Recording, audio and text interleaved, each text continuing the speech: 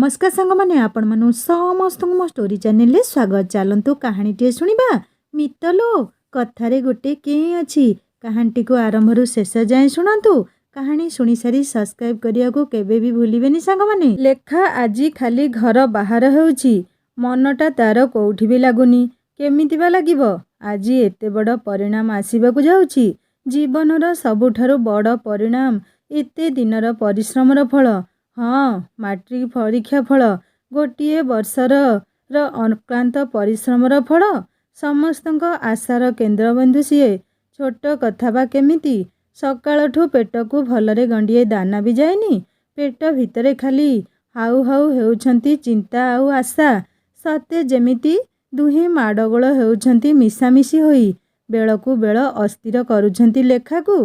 मन भितरे आशार लहड़ी सहित आशांकर बादल मध्य ढांकी जाउची। कौन परिणाम हेबो आजी? लेखार माँ केते थर कहि सारलेनी कौन टिके मुहरे देबा पई। झियर अवस्था तांकू मध्य व्यतिव्यस्त करुछि भितरे भितरे। लेखार जेजेमांक पेटक भी दाना जाइनी, नातुणी खाइनी। जेजेमार गेल्हेई नातुणी, से बा केमिति खाइदेबे। बड़ नातुणी श्रीलेखा, ता तले नाती आउ तापरे सान नातुणी। रमेश बाबूंकर छोट परिवार, छोट न हेले भी बड़ भी नुह। रमेश बाबू सामान्य किराणी, तथापि स्वल्प आयरे कहार किछि अभाव रखी नाहंती। सान झियो सप्तमरे आउ मझिरे पुअटी नवमरे। बड़ झियो श्रीलेखा एई वर्ष मैट्रिक परीक्षा देइछि। सबु प्रतीक्षार अंत घटेई आजी परीक्षार परिणाम आसिबाकू जाउछि। समस्ते उत्कंठारे तो अछंती, किंतु लेखा आगरे केही किछि देखाउ नाहंती, सत्य जेमिति किछि हेइनी। साधारण कथा, सबुतर परी क्लास परीक्षार परिणाम आसिबो। एमितिरे पिलाटा सकाळठू किछि खाउनी, मुह सुखेइकी बसिछि। भाई भौणी जोड़ाक केते चिगुलेई सारलेणी, हेले लेखा मुहरे हसर झलक टिके भी नाही। भितरे भितरे मन खाली जळुछि, पेटरे भोक, मुहरे हस कोउठू आसिबो जे। लेखा बहुत भल छात्री, क्लास रे टॉपर। सबु शिक्षक शिक्षयित्री माने ताकू भारी भल भी पाती। तापरे सेमानंकर बहुत आशा अछि ता उपरे। लेखा केवल भल पाठ पढ़े से कथा नुह, तार व्यवहार गुण चरित्र समस्तंकु भल लागे। समस्तंकर आखिर तारा से। एई किछि दिन तलर कथा। परीक्षा को अल्प दिन पूर्वरु किए गोटे बदमाश पिला केते जण झियो पिलांक नामरे आजे बाजे चिठी लेखी स्कूल ठिकाणारे पठेई देइथिला। स्कूल ले लेखा को हेडमास्टर बहुत भल पाती। स्कूल सुनाम पिलांक परिश्रम उपरे निर्भर करे। बहुत भल फल सार माने भी आशा करती पिलांक ठारू। लेखा उपरे ए वर्ष सार मानकर बहुत आशा और विश्वास रही। लेखा निश्चय किछि भल करी स्कूल नाम उज्जवल करिबो। से दिन किए काहेकि चिठी स्कूल ठिकाणारे पठेइला लेखा परे जानिला। 10म श्रेणी 5टी पिला जिला स्तर रे निबंध प्रतियोगिता पाई बालेश्वर जाइथिले। श्रीलेखा भी जाइथिला। सेठी अन्य स्कूल पिला सह परिचय हेबा तो स्वाभाविक कथा। अन्य स्कूल पिलाटीए लेखांकर स्कूल नाम पचारि थिबार तार मने पड़िला। चिठी रे कौन लेखा थिला श्रीलेखा को किछि भी जणा नाही, कारण चिठी सारंक पाखरे थिला। लेखा आउ आर दुई झियो सांग नामरे थिले। आउ हेड सार डाकुछंती बोली पियन बासु भाई प्रथमे सुनीता को डाकी देई गला। तापरे द्वितीय सांग दीप्तिर पाଳି पड़िला। शेषरे लेखा को पियन बासु डाकी देई गला। लेखा भाबिला सार पाठ विषय किछि कहिबाकू बोधे डाकुथिबे। से पर्यंत ताकू चिठी विषय किछि जणा मध्य नथिला। से उत्कंठारे दीप्ति को पचारला, कौन कहिले कि रे सार, कौन पई डाकिथिले? दीप्ति कहला, जा जा, सारे प्रसाद बांटुछंती तो भाग भी अछि जे। लेखा किछि बुझी पारलानी दीप्ति कौन पई एमिति कहूची बोली। डरी डरी सारंक रूम सामनारे पहुँचिला श्रीलेखा। चषमा तलू हेड सार अनेक कहले, आ से एठिकी श्रीलेखा, पढ़ापढ़ी केमिति चलीछि तोर? बोर्ड परीक्षा को आउ केते दिन रहिला? एमिति गोटिए चिराचरित प्रश्न रे लेखा टिके सहज हला। हाँ सार, पढ़ुची, सबु ठीक ठाक चलीछि। प्रीटेस्ट केते नंबर अछि? सबु जानिबी सार, आउ थरे काहेकि पचारुछंती बोली लेखा को खूब आश्चर्य लागिला।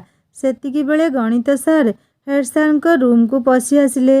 लेखा को देखि कहले, कौन पढ़ापढ़ी चलीछि ना चिठी पत्र रे मन गलानी? गणित सार बहुत रागी। तांको कथार अर्थ किछि बुझी पारलानी लेखा। ପ୍ରଥମେ ଚିଠି ନାମ ଶୁଣି ଲେଖାକୁ କେମିତି ଅଡ଼ୁଆ ଲାଗିଲା। ସେ ଅବୁଝା ଆଖିରେ ସେ ଦୁଇ ଜଣଙ୍କୁ ଚାହିଁ ରହିଲା। ଏମିତି କ'ଣ କହୁଛନ୍ତି ସାର୍? ହେଡ଼ମାଷ୍ଟ୍ରେ କହିଲେ, ହଉ ଯା, ଆଉ ଅଳ୍ପ ଦିନ ରହିଲା ବୋର୍ଡ଼ ପରୀକ୍ଷା, ସବୁ ଆଉ ଥରେ ରିଭିଜନ୍ କର, ଯା ଏଠୁ। ଲେଖା ଟିକିଏ ଆଶ୍ଚର୍ଯ୍ୟ ହେଲା। ଡାକିଲେ ଅଥଚ କିଛି କହିଲେନି। ଚିଠି ନାମ ଉଠେଇ ଯିବାକୁ କହିଲେ। ପରେ ଜଣାପଡ଼ିଲା ଅନ୍ୟ ସ୍କୁଲ ପିଲା ଜଣେ ଚିଠି 3 ଜଣ ଝିଅଙ୍କ ନାମରେ ପଠେଇଥିଲା। ପିଅନ ବାସୁଠୁ ଶ୍ରୀଲେଖା ପରେ ସବୁ କିଛି ଜାଣିପାରିଥିଲା। ଏ ସବୁକୁ ଲେଖାର କେବେ ଧ୍ୟାନ ଯାଇନି। କେବଳ ପଢ଼ାରେ କେମିତି ସବୁବେଳେ ନମ୍ବର 1ରେ ରହିବ ସେଇ ଚିନ୍ତା ଥାଏ ତାର। ତାର କ୍ଲାସମେଟ୍ ରଞ୍ଜନ ସହ ସବୁବେଳେ ମୁକାବିଲା ହୁଏ। ପଞ୍ଚମ ଶ୍ରେଣୀରୁ କେବେ ରଞ୍ଜନ ପ୍ରଥମ ତ କୋଉ ପରୀକ୍ଷାରେ, ଆଉ କେବେ ଶ୍ରୀଲେଖା। ଏଥର ପ୍ରି ଟେଷ୍ଟରେ ଗୋଟେ ନମ୍ବର ପାଇଁ ସେ ଦ୍ୱିତୀୟ ଆଉ ରଞ୍ଜନ ପ୍ରଥମ ସ୍ଥାନରେ ଥିଲା। ସେଇ ଦିନଠୁ ଲେଖାକୁ ଆଖିରେ ନିଦ ନାହିଁ। ଆଉ ଏ ଚିଠିପତ୍ରରେ କିଏ ବା ନଜର ଦେଉଛି? ଗଣିତରେ ଶ୍ରୀଲେଖା ରଞ୍ଜନଠୁ ଟିକେ ନ୍ୟୁନ। ପ୍ରତିଥର 1-2 ନମ୍ବର କମ୍ ଆସେ। କିନ୍ତୁ ବାକି ବିଷୟରେ ଶ୍ରୀଲେଖା ଖୁବ୍ ଭଲ। ସେଥିପାଇଁ ଗଣିତ ମାଷ୍ଟ୍ରେ ଏକ୍ସଟ୍ରା ଯତ୍ନ ନିଅନ୍ତି, ମାନେ ଉତ୍ତମ ମଧ୍ୟମ ପଡ଼େ। ସେଦିନ କ୍ଲାସ୍ ଟେଷ୍ଟର ଖାତା ଚେକ୍ ହେଉଥିଲା। ଜଣକୁ ଜଣ ଡାକି କ'ଣ ଭୁଲ ଅଛି, ତାପରେ ଯୋଉ ମାଡ଼, ଶ୍ରୀଲେଖାକୁ ବି କେତେଥର ମାଡ଼ ପଡ଼ିଛି। ସେଦିନର କଥା ସେ ଜୀବନ ସାରା ମନେ ରଖିବ। ଖାତା ଚେକ୍ ହେଉଥାଏ। ଗୋଟେ ପିଲାକୁ ଏମିତି ମାଡ଼ ହେଲା ଯେ ସେ ମୁହଁ ଏକ ପ୍ରକାର ବିକୃତ କରି ମାଡ଼ରୁ ବଞ୍ଚିବାକୁ ଯାଇ ମାଙ୍କଡ଼ ପରି ଡିଆଁ ମାରିଲା। ଲେଖାକୁ ତାର ମୁହଁ ଦେଖି ଏତେ ହସ ଲାଗିଲା ଯେ ସେ ଆଉ ସମ୍ଭାଳି ପାରିଲାନି। ହେଁ ହେଁ କରି ହସି ପକେଇଲା। ବିରକ୍ତ ହୋଇ ମାଷ୍ଟ୍ରେ ପିଅନ ବାସୁ ବାସୁ ଡାକି ଡାକ ପକେଇଲେ ଜୋରସୋରରେ। ବାସୁ ଯେମିତି ଆସିଛି କହିଲେ, ଯା ମୋଟା ମୋଟା 2ଟା ବେତ ବାଡ଼ି କାଟି ନେଇ ଆସିବୁ। ଏତକ କହି ଲେଖାକୁ ଚାହୁଁଥାନ୍ତି ଖାଲି। ସଙ୍ଗେ ସଙ୍ଗେ ବାସୁ 3ଟା ମୋଟା ମୋଟା ବେତ ବାଡ଼ି ଧରି ଆସି କ୍ଲାସରେ ପହଞ୍ଚିଲା। ବାଡ଼ି ଦେଖିବି ଲେଖାର ସେ ପ୍ରତି ନଜର ନାହିଁ। ତା ଆଖିରେ ସେଇ ବନ୍ଦରବାର ନାଚ ଆଉ ବିକୃତ ମୁହଁ ଖାଲି ନାଚୁଛି। ଗଣିତ ମାଷ୍ଟ୍ରେ ରାଗିକି ଲେଖାର ପିଠିରେ 2 ପାହାର ବସେଇ ଦେଲେ। ବେତ ବାଡ଼ି ପାହାର କେତେ କଷ୍ଟ ଯିଏ ଖାଇଛି ସେହି ଜାଣିଛି। ହେଲେ ଏଠି ତ ପରିସ୍ଥିତି ଓଲଟା। ମାଡ଼ ଖାଇକି ସାରିବି ଲେଖା ପୁଣି ସେଇ ପିଲାର ମୁହଁକୁ ଚାହିଁ ଫେଁ କରି ହସିଦେଲା। ସାର୍ ବି ଆଶ୍ଚର୍ଯ୍ୟ। ରାଗି ଯାଇ କହିଲେ, ଯା ତୋ ସିଟରେ ବସ, ତୋ କଥା ପରେ ବୁଝିବି, ରହ। ଏବେ ବି ଲେଖା ସେ ମୁହଁ ଆଉ ମାଡ଼ ଭୁଲି ପାରୁନି। ଲେଖା ପାଠ ସହ ବହୁତ ଚୁଲବୁଲି ଝିଅଟିଏ। ଗଛ ଚଢ଼ାଠୁ ପାଣି ବୁଡ଼ା କୋଉଟା ତାକୁ ନ ଆସୁଛି କଥା ନାହିଁ। ଗଛ ଚଢ଼ିଲେ ଜେଜେମା ପାଟି କରନ୍ତି। ସେ ବ୍ୟସ୍ତ ହୋଇ କହନ୍ତି, ଝିଅ ପିଲାଟା, ହାତ ଗୋଡ଼ ଭାଙ୍ଗିବ, କେହି ଆଉ ବାହା ହେବେନି ଯେ। ହେଲେ ତା କଥା କିଏ ଶୁଣୁଛି? ସ୍କୁଲରେ ଲଞ୍ଚ ବ୍ରେକ୍ ହେଲେ ସାଙ୍ଗ ସହ ସ୍କୁଲ କ୍ୟାମ୍ପସରେ କୋଉ ଗଛ ସେ ନ ଚଢ଼ିଛି ବୋଲି କଥା ନାହିଁ। ଆମ୍ବ ସମୟରେ ଆମ୍ବ, ବରକୋଳି ସମୟରେ ବରକୋଳି କଣ୍ଟା ଗଛରେ ଚଢ଼ି ହାତ ଗୋଡ଼ରେ କଣ୍ଟା ବି ଫୁଟିଛି। ଏଥର ପ୍ରି ଟେଷ୍ଟରେ ଲେଖାର ଗୋଟେ ନମ୍ବର କମ୍ ଅଛି ତାର ପ୍ରତିଦ୍ୱନ୍ଦ୍ୱୀ ରଞ୍ଜନ ଠାରୁ। ସେ ବି ଲେଖା ଗାଁର। ଗୋଟିଏ ଗାଁ ପିଲା ଦୁହେଁ। କିନ୍ତୁ ଘୋଡ଼ା ମଇଁଷିର ବାଦ ପାଠପଢ଼ାରେ। କିଏ କେତେ ପଢ଼ିଲା, କ'ଣ ଅଧିକା ପଢ଼ିଲା, ସବୁବେଳେ ଜାଣିବା ପାଇଁ 2 ଜଣଙ୍କ ଭିତରେ ପ୍ରତିଦ୍ୱନ୍ଦ୍ୱିତା। ସେଥିପାଇଁ ଲେଖା ତାର ଛୋଟ ଭାଇକୁ ଲାଞ୍ଚ ଦେଇ ଏଇ କାମରେ ଲଗେଇ ଦିଏ। ଛୋଟ ଭାଇ ନନ୍ଦନ ମାନେ ନନ୍ଦୁକୁ କହେ, ଯା ଦେଖିକି ଆସିବୁ ରଞ୍ଜନ କ'ଣ ପଢ଼ୁଛି। କିଛି କହିବୁନି। ସେ ଯଦି ପଚାରିବ କହିବୁ ବୁଲି ଆସିଥିଲି ତୁମ ଘରକୁ। ଆଉ ରଞ୍ଜନ, ଏ ବିଷୟରେ କିଛି କମ୍ ନୁହେଁ ସେ। ସେ ତାହାର ପୁତୁରାକୁ ପଠେଇ ଦିଏ ଲେଖା ଘରକୁ ଗୁପ୍ତଚର ଭାବରେ। ସେଦିନ ସନ୍ଧ୍ୟାରେ ଲେଖା ପଢ଼ୁଥାଏ ବସି। ରଞ୍ଜନ ବଂଶର ଜଣେ ପୁତୁରା ଟୋକା ଆସି ବସି ପଡ଼ିଲା ଲେଖା ପାଖରେ। ଗେହ୍ଲେଇ ହୋଇ ପଚାରିଲା, ନାନୀ କ'ଣ ପଢ଼ୁଛ?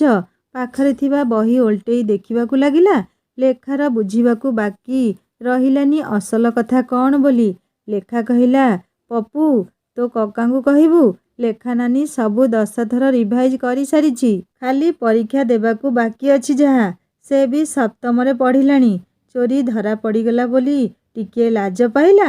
କହିଲା, ନାଇଁ ମ ନାନୀ, ମୁଁ ଏମିତି ପଚାରିଥିଲି। ଆଚ୍ଛା। ତା ପରଦିନ ସ୍କୁଲ ଯିବା ରାସ୍ତାରେ ରଞ୍ଜନ ଲେଖାକୁ ପଚାରିଲା, ତୁ କ'ଣ କହିଲୁ? ମୁଁ ପପୁକୁ ପଠେଇଥିଲି ତୋ ଘରକୁ, ତୁ କ'ଣ ପଢ଼ୁଛୁ ଦେଖିବା ପାଇଁ? ନା, ମୁଁ ସେ କଥା କହିନି ତ। ମୁହଁରେ ଏକ ପ୍ରକାର କୁଟିଳ ହସ ଫୁଟେଇ ଲେଖା କହିଲା, 2 ଜଣ ସ୍କୁଲରେ ପହଞ୍ଚି ସାରିଥିଲେ। ଆଉ ସେଦିନ ଗୋଟେ ଭଲ ଖବର ଲେଖା ପାଇଁ ଅପେକ୍ଷା କରିଥିଲା ସ୍କୁଲରେ। କ୍ଲାସରେ କ୍ଲାସ୍ ଟିଚର ଖୁସି ଖବର ଦେଲେ। ଲେଖା ଜିଲ୍ଲା ସ୍ତରରେ ହୋଇଥିବା ନିବନ୍ଧ ପ୍ରତିଯୋଗିତାରେ ଦ୍ୱିତୀୟ ସ୍ଥାନ ପାଇଛି। ବାକି ଯେଉଁ 4 ଜଣ କିଛି ପାଇନଥିଲେ ତା ଭିତରେ ରଞ୍ଜନ ବି ଥିଲା। ଏତକ ଶୁଣିବା ପରେ ସବୁ ପିଲା ଖୁସିରେ ତାଳି ମାରିଲେ। ହେଲେ ରଞ୍ଜନ ଭିତରେ ଭିତରେ ଖାଲି ଅଳ୍ପ ଅଳ୍ପ ହସୁଥିଲା। ମୁହଁରେ କେମିତି ପ୍ରସନ୍ନ ଭାବ ଥିଲା। କିଛି ଦିନ ପରେ ବାଲେଶ୍ୱରରେ ସମ୍ବର୍ଦ୍ଧନା ସଭା ଅନୁଷ୍ଠିତ ହୋଇଥିଲା। ଜିଲ୍ଲାପାଳ ପୁରସ୍କାର ତଥା ମାନପତ୍ର ପ୍ରଦାନ କରିଥିଲେ। ସ୍କୁଲରେ ସେଦିନ ଲେଖାର ଆହୁରି ସମ୍ମାନ ବଢ଼ି ଯାଇଥିଲା। ଲେଖାର ସାହିତ୍ୟ ପ୍ରତି ବହୁତ ଅନୁରାଗ। ଭାଷା ଆଉ ଲେଖାରେ କେହି ତାର ତୁଳନୀୟ ନୁହଁ। ପ୍ରିଟେଷ୍ଟ ସରିଥାଏ। ୟା ପରେ ଟେଷ୍ଟ ଆଉ ତାପରେ ବୋର୍ଡ଼। ପିଲା ଆଉ ଶିକ୍ଷକ ଜୋରସୋର ତୟାରୀରେ ଲାଗିଛନ୍ତି। ଶୀତ ସମୟ କାହାରି ଖାତିର ନାହିଁ। ଖେଳ ପିରିୟଡ଼ରେ ଲେଖା ଖେଳିବାକୁ ଯାଏନି। ଶୀତ ସମୟରେ ସାର୍ମାନେ ଷ୍ଟାଫ୍ ରୁମ୍ରେ ବସନ୍ତି ନାହିଁ। ବାରଣ୍ଡାରେ ଖରାରେ ସପ ପକେଇ ବସନ୍ତି।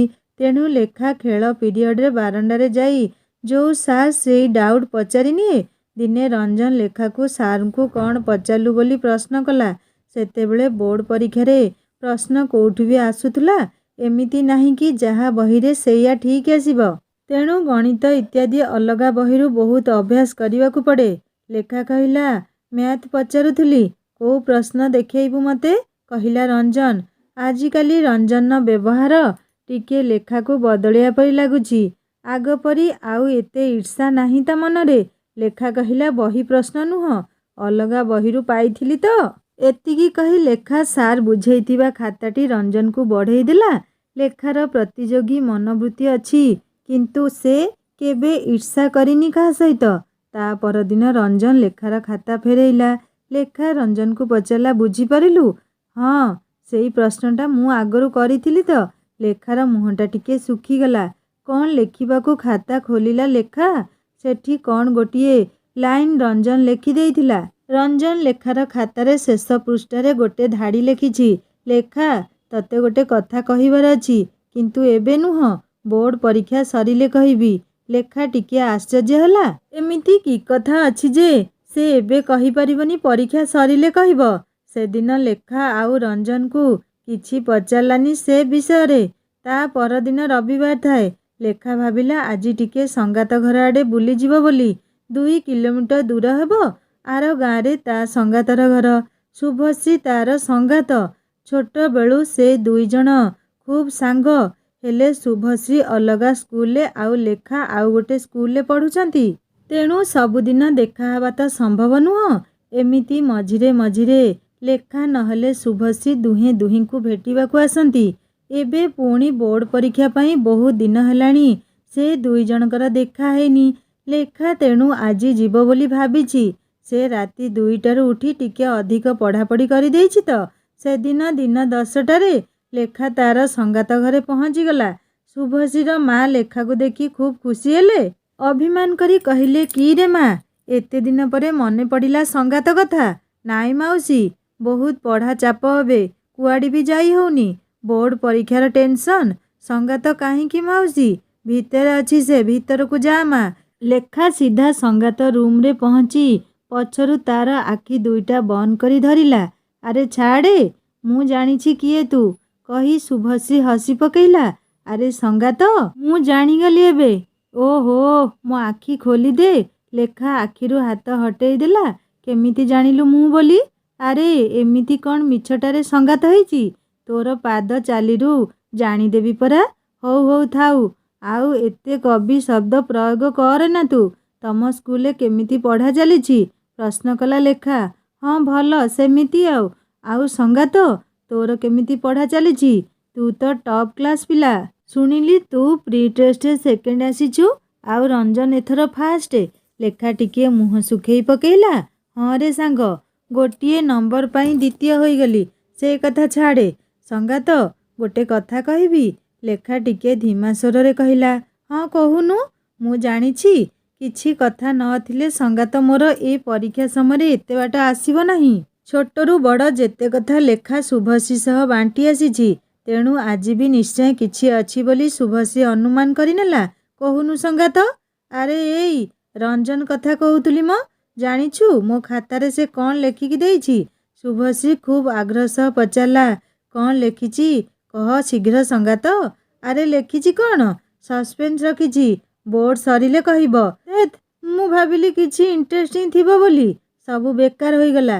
ଲେଖା ଟିକେ ରାଗି କହିଲା, ସଙ୍ଗାତ ତୁ କହ, କ'ଣ କହିବ ସେ ମୋତେ ପୁଣି ପରୀକ୍ଷା ସରିଲେ? ସେଇଆ ମୁଁ ଠିକ୍ ଜାଣିଥିଲି ସଙ୍ଗାତ, ବେକାରେ ଏବେ ଆସିବନି। ହଉ କହ, କ'ଣ ଘଟଣା? ଲେଖା ତା ଖାତାରେ ରଞ୍ଜନ ଲେଖିଥିବା ପୃଷ୍ଠାଟି ଚିରି ସାଙ୍ଗରେ ନେଇଯାଇଥିଲା। ଶୁଭଶ୍ରୀକୁ ସେଇଟା ଦେଖେଇଲା। ଶୁଭଶ୍ରୀ ପଢ଼ି ସଙ୍ଗେ ସଙ୍ଗେ ହସି ପକେଇଲା, କହିଲା, ଆରେ ବୋକି ସାଙ୍ଗ ମୋର, ସେ ତୋତେ ପଢ଼ାରୁ ଧ୍ୟାନ ହଟେଇବା ପାଇଁ ଏମିତି କରିଛି। ଲେଖା ଟିକେ ଆଶ୍ଚର୍ଯ୍ୟ ହୋଇ କହିଲା, ମାନେ ଫାନେ ଛାଡ଼େ, ଏଗୁଡ଼ା ସବୁ ବେକାର କଥା। ଏତିକି କହି ଶୁଭଶ୍ରୀ ପେପରଟିକୁ ଛିଣ୍ଡେଇ ଫୋପାଡ଼ି ଦେଲା। ଲେଖା ବି ଟିକେ ସହଜ ହେଲା। ଦୁଇ ସାଙ୍ଗ ୟାଡ଼ୁ ସାଡ଼ୁ ବହୁତ କିଛି ଗପିଲେ। ଶେଷରେ ଲେଖା ଆସିବା ପାଇଁ ଉଠିଲା।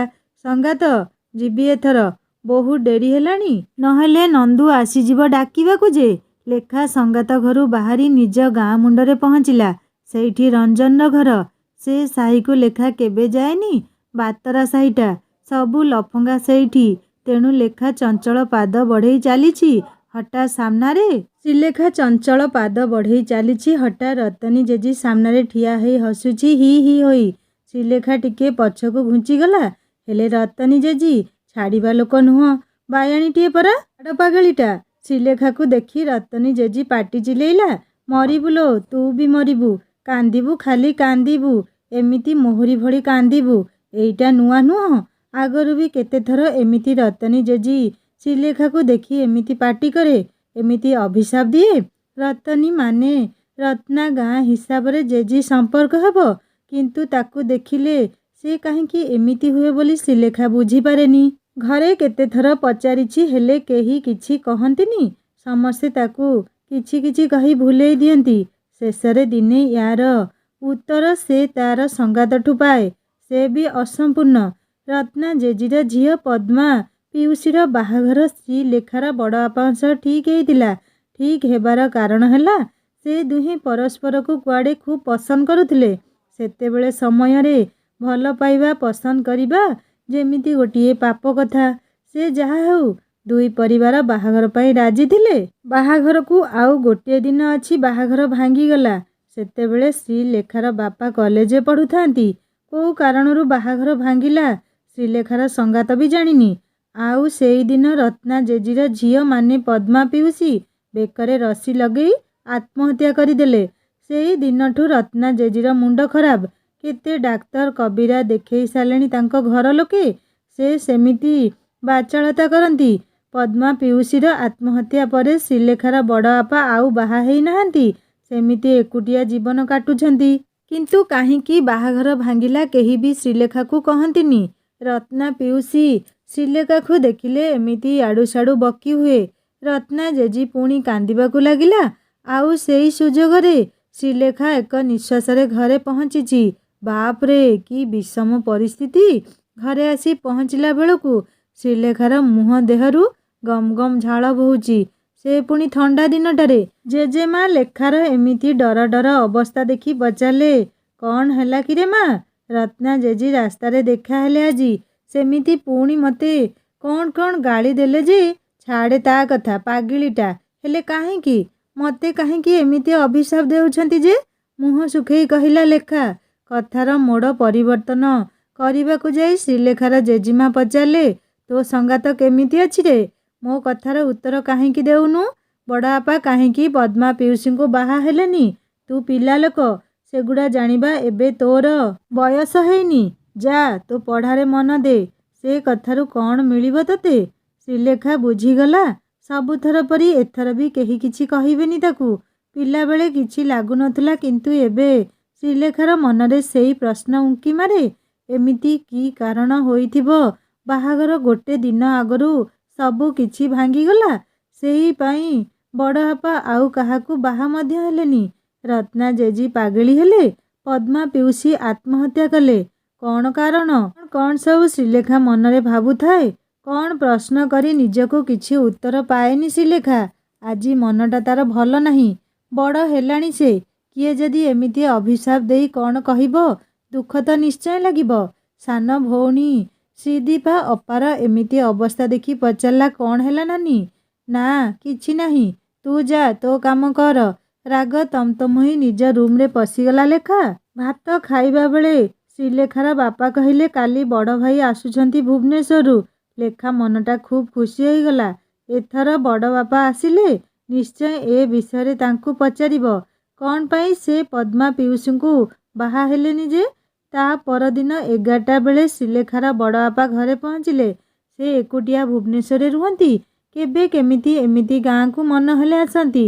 2-4 ଦିନ ରହି ପୁଣି ଚାକିରି ସ୍ଥଳକୁ ଫେରିଯାଆନ୍ତି। ସେଦିନ ସନ୍ଧ୍ୟାରେ ଶ୍ରୀଲେଖା ବଡ଼ ବାପାଙ୍କୁ ଚା ଦେବା ବାହାନାରେ ତାଙ୍କ ପାଖରେ ବସି ପଡ଼ିଲା। ସୁରେଶବାବୁ ମାନେ ଶ୍ରୀଲେଖାର ବଡ଼ ବାପା ପଚାରିଲେ, ମାରେ ପଢ଼ାପଢ଼ି କେମିତି ଚାଲିଛି ତୋର? ହଁ ବଡ଼ ବାପା, ଭଲ ଚାଲିଛି। କିଛି କହିବୁ ମା? ଲେଖା ଦୁବିଧାରେ କ'ଣ କହିବ କିଛି ଜାଣିପାରୁ ନଥାଏ। କେମିତି ପଚାରିବ ଏତେ ବଡ଼ କଥା? ଏ କଥା ପଚାରିବା ପାଇଁ ବୟସ ହିସାବରେ ସେ ନିଶ୍ଚିତ ଛୋଟ। ପୁଣି ବଡ଼ ବାପା କ'ଣ ଭାବିବେ କେଜାଣି? କିଛି ପଚାରିବୁ ମା? ଏବେ ସୁରେଶ ବାବୁଙ୍କର ପ୍ରୋତ୍ସାହନ ତାକୁ ପଚାରିବା ପାଇଁ ମନରେ ଶକ୍ତି ଭରୁଥିଲା।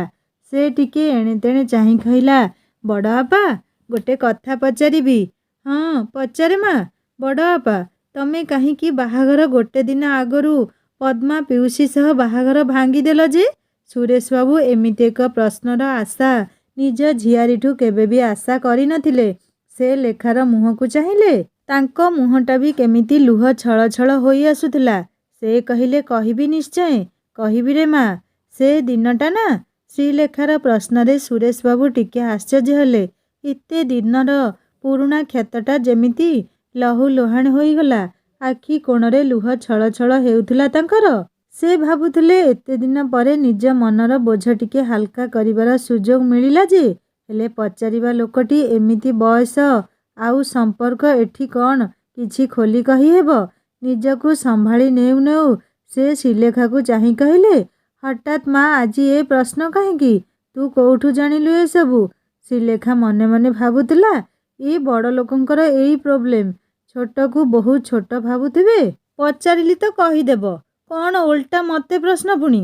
ଶ୍ରୀଲେଖା କହିଲା, ନାଇଁ ବଡ଼ ବାପା, ମୋତେ ରତ୍ନା ଜେଜି ଦେଖିଲେ ସବୁବେଳେ ଗାଳି ଦେଉଛନ୍ତି। କେତେ ଖରାପ ଅଭିଶାପ ବି ଦେଉଛନ୍ତି। କାହିଁକି ବୋଲି କହୁ କହୁ ଶ୍ରୀଲେଖା ଚୁପ୍ ହୋଇଗଲା। ସୁରେଶବାବୁ ଲେଖା ମୁହଁକୁ ଚାହିଁ କହିଲେ, ମା, ଏବେ ଜାଣିବା ତୋର ବୟସ ହେଇନି ରେ। ବଡ଼ ହେଲେ ସବୁ ଜାଣିବୁ।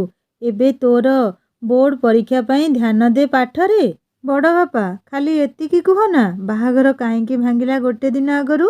ଆଉ କିଛି ପଚାରିବିନି। ଶ୍ରୀଲେଖା ଜାଣିବାକୁ ଜିଦ୍ କଲା। ସୁରେଶ ବାବୁଙ୍କର ତ ନିଜର ସଂସାର ନାହିଁ।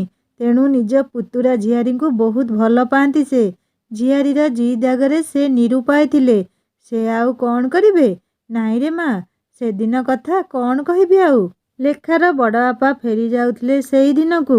ବାହାଘର ପାଇଁ ଘରେ ବହୁତ ଭିଡ଼ ସେଦିନ। ବନ୍ଧୁ କୁଣିଆ ମିତ୍ର ସବୁ ଆସିଗଲେଣି। ଭରପୁର ଘର ପରିବେଶ। ଏଇ ମୁଣ୍ଡରେ ସୁରେଶ ବାବୁଙ୍କ ଘର ଆଉ ଗାଁ ଆର ମୁଣ୍ଡରେ ପଦ୍ମାର ଘର। କଥାରେ ଅଛି, ଗାଁ କନିଆ ସିଙ୍ଗାଣି ନାକି। ଯେତେ ଭଲ ହେଲେ ବି କିଛି ନା କିଛି ଅସୁବିଧା ବାହାରିବ। ସେତେବେଳେ କେହି ଝିଅ ପିଲା ସପ୍ତମ ଅଷ୍ଟମ ଖୁବରେ ମେଟ୍ରିକ୍ ପାସ୍ କରୁଥିଲେ। ସାଙ୍ଗମାନେ ଶ୍ରୀଲେଖା ବଡ଼ ବାପାଙ୍କର କ'ଣ ଏମିତି ଘଟଣା ଘଟିଥିଲା ବାହାଘର ଦିନ, ଯାହାଫଳରେ କି ଗୋଟେ ଦିନ ପୂର୍ବରୁ ବାହାଘର ଭାଙ୍ଗିଗଲା? ତାହା ଜାଣିବା ନେକ୍ସଟ ପାର୍ଟରେ। କାହାଣୀ କେମିତି ଲାଗିଲା ମୋତେ ନିଶ୍ଚୟ କମେଣ୍ଟ କରି ଜଣାଇବେ। ଆଉ ଯଦି ଭଲ ଲାଗିଥାଏ ସବସ୍କ୍ରାଇବ୍ କରି ବେଲ୍ ଆଇକନ୍ ଦବାଇ ଦେବେ। ମିତର ମିତ କାହାଣୀ ଭଳି ଏହି କାହାଣୀଟି ବହୁତ ହୃଦୟସ୍ପର୍ଶୀ ସାଙ୍ଗମାନେ। ଶୁଣିବାକୁ ଅନୁରୋଧ ରହିଲା। ଦେଖାହବ ନେକ୍ସଟ ପାର୍ଟରେ। ହିନ୍ଦୀ ଷ୍ଟୋରି ଚ୍ୟାନେଲକୁ ଭିଜିଟ୍ କରନ୍ତୁ। ସୁନ୍ଦର ସୁନ୍ଦର କାହାଣୀ ଅପଲୋଡ଼ ହୋଇଯାଇଛି। କାହାଣୀ ଶୁଣି ସାରି ସବସ୍କ୍ରାଇବ୍ କରିବାକୁ କେବେ ଭୁଲିବେନି। ରହୁଛି, ନମସ୍କାର, ଜୟ ଜଗନ୍ନାଥ।